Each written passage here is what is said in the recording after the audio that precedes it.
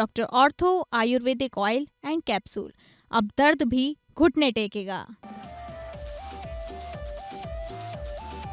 देहरादून में चौपाल 2026 का आयोजन। मुख्यमंत्री उद्यमशाला योजना के तहत आयोजन में सीएम धामी ने शिरकत की। युवाओं को स्वरोजगार और उद्यमिता पर दिया जोर।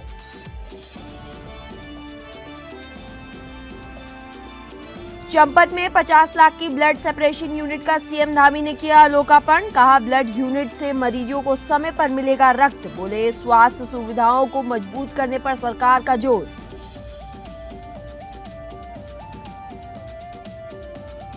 देहरादून के पटेल नगर फायरिंग पर सियासी घमासान तेज। सरकार पर विपक्ष हमलावर। कानून व्यवस्था पर उठे बड़े सवाल।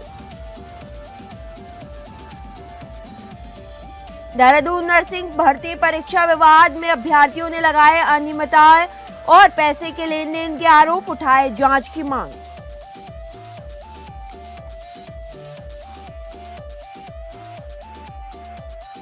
नमस्कार, स्वागत है आप सभी का उत्तराखंड न्यूज बुलेटिन में। मैं हूं आपके साथ समृद्धि यादव। चलिए रुक करते हैं आज की कुछ अहम खबरों की ओर। पहली खबर, देहरादून में मुख्यमंत्री उद्यमशाला योजना के तहत चौपाल 2026 का आयोजन किया गया है। वहीं कार्यक्रम का उद्देश्य युवाओं और स्थानीय उद्यमियों को स्वरोजगार और उद्यमिता के लिए प्रोत्साहित करना है। चौपाल के माध्यम से युवाओं को स्वरोजगार के अवसरों, सरकारी योजनाओं और उद्यम स्थापित करने से जुड़ी जानकारी उपलब्ध कराई गई। वहीं अधिकारियों और विशेषज्ञों ने युवाओं को उद्यम शुरू करने, सरकारी सहायता का लाभ उठाने और अपने व्यवसाय को आगे बढ़ाने के लिए जरूरी जानकारी दी। मुख्यमंत्री उद्यमशाला योजना के जरिए राज्य के स्थानीय स्तर पर रोजगार के अवसर बढ़ाने और युवाओं को आत्मनिर्भर बनाने पर जोर दिया गया है।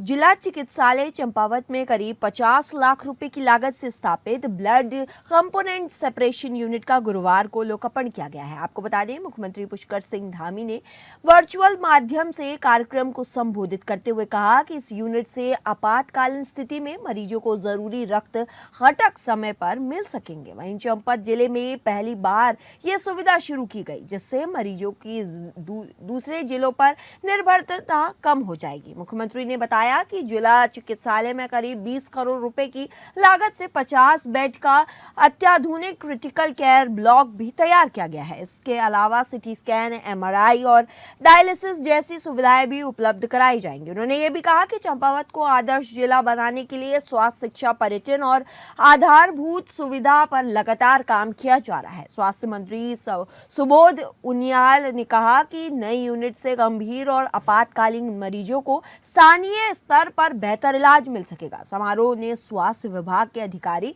जनप्रतिनिधि और भाजपा नेता मौजूद रहे।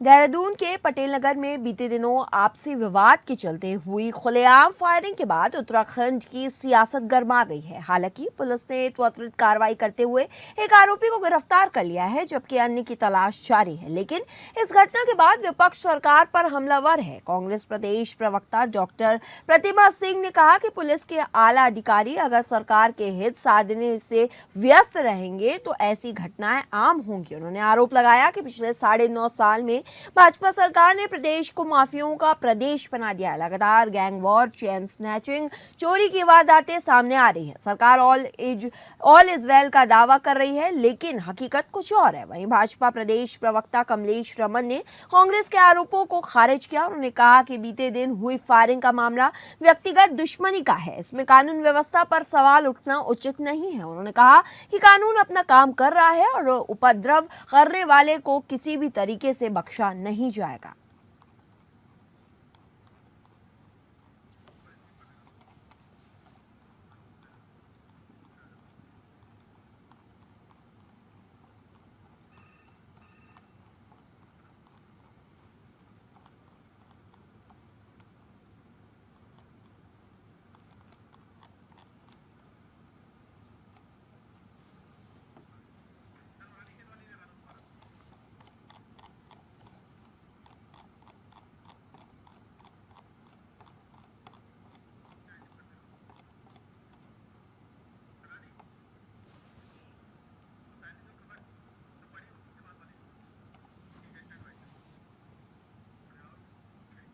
रानीखेत विधानसभा क्षेत्र में चल रहे विशेष गहन पुनरीक्षण यानी एसआईआर अभियान के दौरान पात्र मतदाताओं के नामों पर दर्ज आपत्तियों को लेकर कांग्रेस ने कड़ा रुख अपनाया है। आपको बता दें, रानीखेत कांग्रेस कमेटी ने संयुक्त मजिस्ट्रेट के माध्यम से जिलाधिकारी अल्मोड़ा को ज्ञापन भेजकर आपत्तियों की निष्पक्ष जांच करने की मांग की है। वहीं कांग्रेस का आरोप है कि रानीखेत दुर्भाग्यवान और बिना पर्याप्त सत्यापन के पात्र मतदाताओं के नाम हटाने की कोशिश की जा रही है। नगर पालिका अध्यक्ष अरुण रावत ने दावा किया इसी बीच कि बीजेपी के कुछ पदाधिकारियों की ओर से प्रारूप 7 में आपत्तियां दर्ज कर कई लोगों के नाम हटाए गए। कांग्रेस ने लोक प्रतिनिधित्व अधिनियम 1950 की धारा 31 का हवाला देते हुए जानबूझकर झूठी या भ्रामक आपत्तियां दर्ज कराने वाले पर कार्रवाई की मांग उठाई है। वहीं कांग्रेस नेता ने चेतावनी दी कि अगर प्रशासन ने कार्रवाई नहीं की तो उग्र आंदोलन किया जाएगा। वहीं मतदाता दानिश ने भी नाम हटाए जाने का आरोप लगाया है और दोषियों पर सख्त कार्रवाई की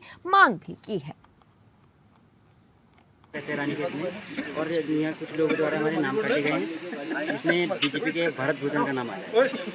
हम चाहते हैं उनके ऊपर सख्त कार्रवाई हो ताकि हमें भी वोट देने का अधिकार। शासन द्वारा भी एसआईआर का कार्य किया जा रहा था, जिसमें सभी मतदाताओं का नामों को दाखिल किया जाता, लेकिन हमें ज्ञात हुआ है कि बीजेपी द्वारा कुछ उनके पदाधिकारियों द्वारा एसआईआर के बाद प्रारूप 7 के फॉर्म में आपत्तियां दर्ज की गई, जिसमें से कई लोगों के नाम हटाए गए। लोकतंत्र में हमें मताधिकार का अधिकार है, लेकिन फिर भी किसी विशेष वर्गों को याद करते हुए इन लोगों ने नाम को हटाया है और कई युवा ऐसे हैं जिनको वोटों से वंचित करने की इनकी कोशिश की गई है।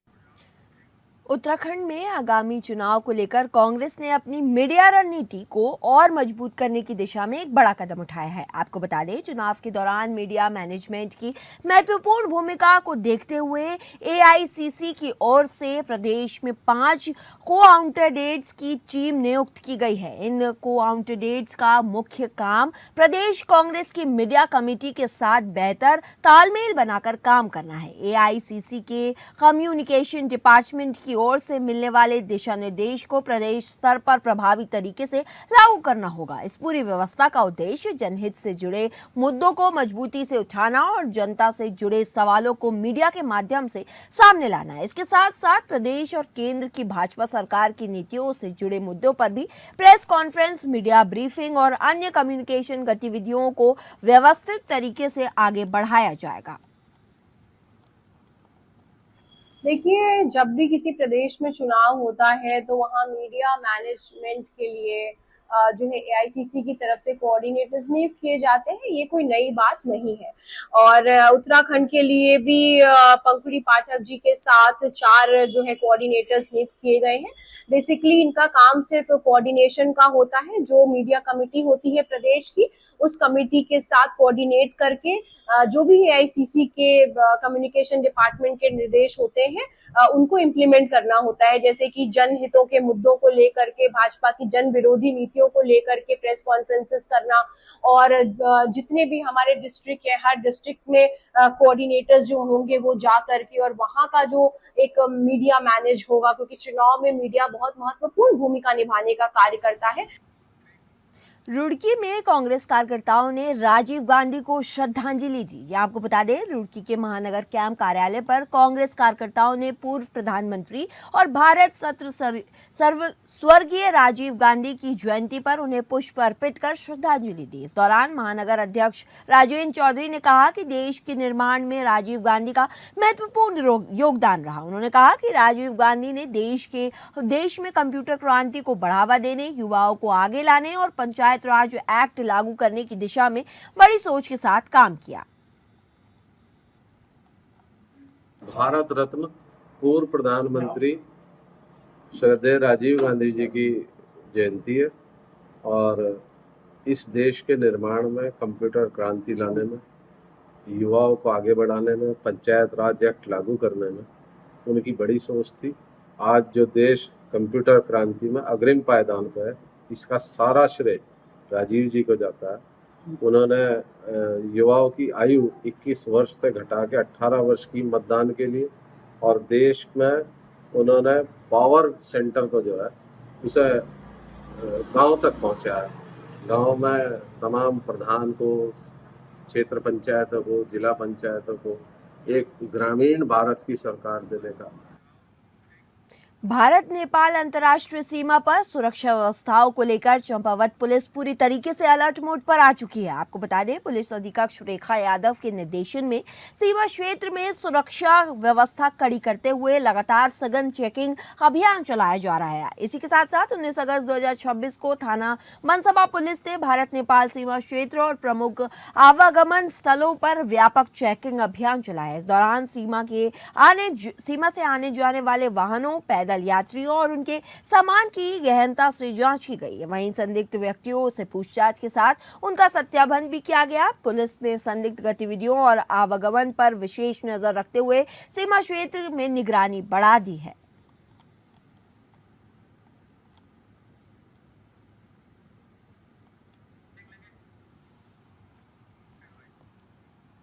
बढ़ते हैं देहरादून की ओर, जहां एक बार और हलचल तेज हो गई है। देहरादून में 25 जून, 25 जुलाई और 26 जुलाई को आयोजित नर्सिंग भर्ती परीक्षा को लेकर विवाद तेज हो गया है। नर्सिंग एकता मंच से जुड़े अभ्यर्थियों ने भर्ती प्रक्रिया में बड़े पैमाने पर अनियमितताओं और पैसों की लेन देन के गंभीर आरोप लगाए हैं। वहीं अभ्यर्थियों का कहना है कि वो इस मुद्दे को लेकर पिछले करीब 8 महीनों से धरना दे रहे हैं और 1.5 साल से आंदोलन कर रहे हैं। अभ्यर्थियों के अनुसार उनके पास लेन देन से जुड़े कुछ साक्ष्य भी है। उनका दावा है कि चारू चंद्र जोशी नाम के एक व्यक्ति ने महिला अभ्यर्थी से नौकरी दिलाने के नाम पर करीब 32 लाख रुपए की मांग की। ये रकम अलग अलग बैंक खातों के माध्यम से भेजी गई और कुल लेन देन लगभग 35 लाख रुपए बताया जा रहा है। वहीं अभ्यर्थियों ने मांग की है कि मामले की निष्पक्ष जांच कर दोषियों पर कड़ी कार्रवाई की जाए। कंट्रोल किया जा रहा है तो एमआर सीट खाली छोड़िए या भर के छोड़िए, कोई फर्क ही नहीं पड़ता। सीधी सी बात है, हम लोगों को बहुत पहले से ये मालूम था कि इस भर्ती में इस तरीके की चीजें सामने आ रही है, लेकिन हमारे पास कोई पुख्ता सबूत उस समय मौजूद नहीं थे और हमने कहा था कि आने वाले समय में जब हमारे पास कुछ चीजें आएंगी हम जरूर मीडिया के सामने लेके आएंगे। और अब हम चाहते हैं कि जब तक इस भर्ती की पूर्ण रूप से जांच ना हो जाए तब तक आपने किन योग्य अभ्यर्थियों को अंदर लाना चाह रहे थे वो हम देखना चाहते हैं। ये समझ ये चीजें रखी कि भाई आज प्रदेश में ये हालत है कि यहाँ पर आप देखोगे सीबीआई जांच हम लोगों ने करवाई और सीबीआई का अता पता नहीं है, वो हमने उनके समक्ष रखा। हमने कहा कि एक जो टेक्निकल यूनिवर्सिटी वहां से पेपर बाहर आ जाता है और बाद में असिस्टेंट प्रोफेसर द्वारा बाहर आ जाता है, तो वो तमाम चीजें रखी। राहुल गांधी ने उसको सुना और आज फिर देखिए आज फिर ये सारी चीजें हुई है। तो राहुल गांधी जी ने वो सुना, मुझे लगता है कि नेता प्रतिपक्ष हैं। चंपावत के पार्टी विकास खंड के दुरुस्त नीलोटी गांव की 7 महिलाओं के समीप संशोधन को अवसर में बदलकर पूरे पहाड़ के लिए प्रेरणा बन गई है। आपको बता दें, पहले पशुपालन और दुग्ध उत्पादन से होने वाली आमदनी बाजार तक पहुंचने के अभाव में कम रह जाती थी। वहीं ग्राम उत्थान परियोजना के सहयोग से इन महिलाओं ने मिलकर श्री भूमिया देवता स्वयं सहायता समूह बनाया और गाँव में आधुनिक सामूहिक डेयरी इकाई शुरू की। करीब 10 लाख रुपए की लागत वाली इस इकाई में परियोजना से 6 लाख का अनुदान, 3 लाख का बैंक ऋण और महिलाओं ने 1 लाख का अंशदान दिया है। वहीं आज यहां 7 गाय और 1 भैंस का वैज्ञानिक पालन होता है, जिससे रोजाना 45 से 50 लीटर गुणवत्ता दूध निकलता है। इस डेयरी की खास बात यह है कि उत्पादन से लेकर संग्रहण, गुणवत्ता जांच और विपणन तक पूरी जिम्मेदारी महिलाएं खुद संभाल रही है। निजा समूह की हर सदस्य आज हर महीने 15 से 20 हजार रुपए की समाजजनक आय कमा रही है।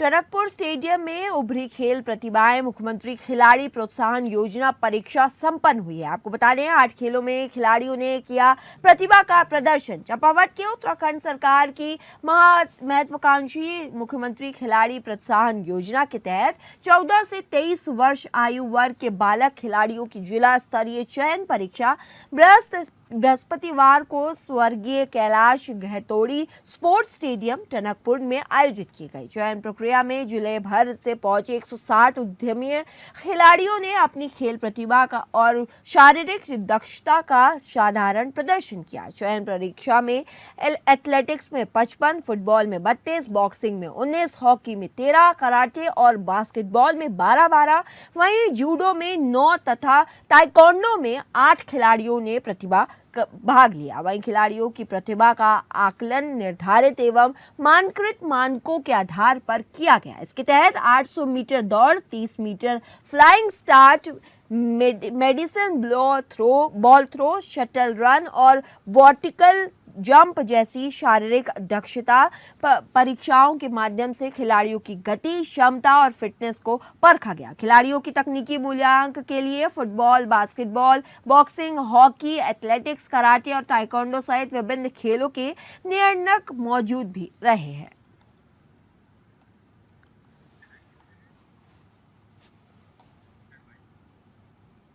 चंपावत के कानाकोट के पास लोकहाट की ओर आ रही एक कार एम्बुलेंस को पास देने के दौरान अनियंत्रित होकर लगभग 150 मीटर गहरी खाई में जा गिरी। आपको बता दें, हादसे में कार चालक विद्युत कर्मी कमल सिंह और बिहार के राज मिस्त्री बबूल चौधरी की मौत हो गई। सूचना पर ग्रामीण तुरंत मौके पर पहुंचे और गहरी खाई से दोनों घायलों को निकालकर सड़क तक ले आए। वहां से उन्हें लोकहाट अप जिला चिकित्सालय ले जाया गया, जहां चिकित्सा अधीक्षक डॉक्टर विराज राठी ने बताया कि अस्पताल पहुंचने से पहले ही दोनों की मौत हो चुकी है। प्रशासन ने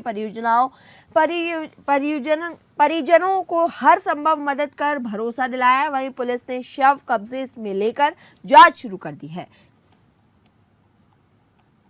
जैसा कि हमें आपदा प्रबंधन से कॉल आया था थोड़ी देर पहले कि एक कानाकोट से लोहाघाट की तरफ एक ऑल्टो कार है जो है वो खाई में गिर गई है, इसमें कि 2 लोग घायल बताए गए थे। उसके बाद उनको 108 से यहाँ पे लोहाघाट अस्पताल लाया गया, तो उनके देखने से और ECG करने से पता चला कि वो दोनों ही ब्रॉड डेड थे। दोनों के जैसे कि कागज़ चेक किए गए तो उसमें एक बबलू चौधरी हैं जिनकी उम्र 38 वर्ष है और वो चंपारण बिहार के बताए जा रहे हैं, और दूसरे जो हैं वो कमल बोरा हैं जो कि कानाकोट के बताए जा रहे हैं। दोनों ब्रॉड डेड हैं, हॉस्पिटल में आने से पहले उनकी डेथ हो गई थी। फोटोग्राफी और वीडियोग्राफी से जुड़े लोगों के लिए राजधानी देहरादून में एक खास आयोजन होने जा रहा है। आपको बता दें, उत्तराखंड फोटो फेयर 2026 का आयोजन 19 और 20 सितंबर को देहरादून में किया जाएगा। इस दोनों दिवस मेले में आधुनिक को कैमरा, लेंस, आधुनिक डिजिटल उपकरण और फोटोग्राफी की नवीनतम तकनीकों को देखने समझने का मौका मिलेगा। मेले में कैमरा इंडस्ट्री, कंप्यूटर तकनीक और स्टोरेज, सॉफ्टवेयर, प्रिंटिंग और अन्य प्रोफेशनल उपकरणों से जुड़ी कंपनियां अपने उत्पादों और तकनीकों का प्रदर्शन करेंगे। आयोजकों के मुताबिक ये फेयर सिर्फ प्रदर्शनी तक सीमित नहीं रहेगा, ये फोटोग्राफर्स और वीडियोग्राफर्स के लिए सीखने, नई तकनीक समझने और इंडस्ट्री के विशेषज्ञों के सीधे संवाद करने का मंच भी बनेगा। उम्मीद है कि इस आयोजन से उत्तराखंड के फोटोग्राफर्स और वीडियोग्राफर्स को अपने काम के लिए नई तकनीक और बेहतर अवसरों की जानकारी भी मिलेगी।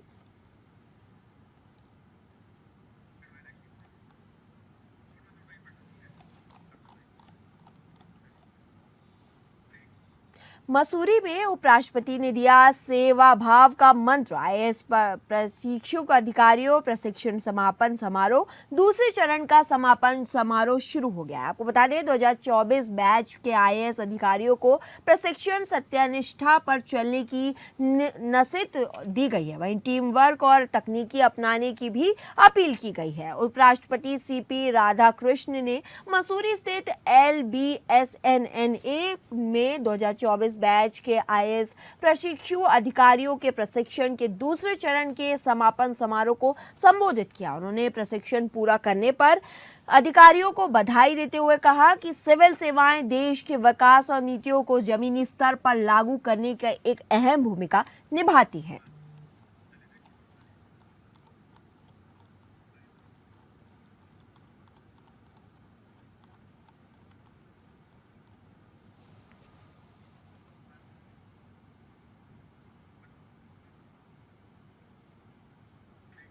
मसूरी में लगातार हो रही भारी बारिश के चलते कमेटी मोटर मार्ग बुरी तरीके से क्षतिग्रस्त हो गया है। आपको बता दें, बारिश के कारण सड़क का बड़ा हिस्सा पूरी तरीके से धंस गया है, जिससे मार्ग पर आवाजाही पूरी तरीके से बंद हो गई है। सड़क के ध्वस्त होने से स्थानीय लोगों और वाहन चालकों को भारी परेशानियों का सामना करना पड़ रहा है। लगातार बारिश के कारण मार्ग की स्थिति और बिगड़ने की आशंका बनी हुई है। वहीं मौके पर सड़क पूरी तरीके से ध्वस्त हो जाने से वाहनों की आवाजाही बंद हो गई है। इस इसी के साथ साथ स्थानीय लोगों ने प्रशासन से जल्द मार्ग का निरीक्षण कर यातायात बहाल करने के लिए आवश्यक कार्रवाई किए जाने की मांग की है। इसी के साथ साथ लगातार बारिश को देखते हुए लोगों ने इस मार्ग पर आवाजाही के दौरान सावधानी बरतने की भी अपील की जा रही है।